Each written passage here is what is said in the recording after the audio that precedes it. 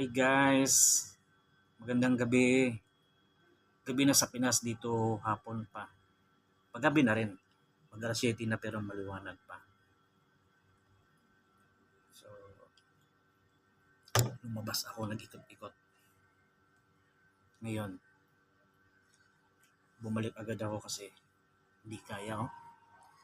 No, tulo-tulo yung pawis. Sobrang init pa.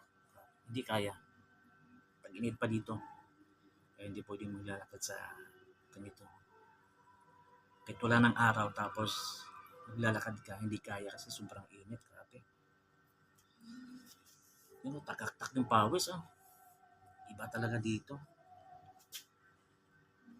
Iba dito guys. Iba init dito. Dito guys sa Pinas. So, dito lang muna tayo. Pupo na tayo. Diba? Papugi lang muna tayo dito.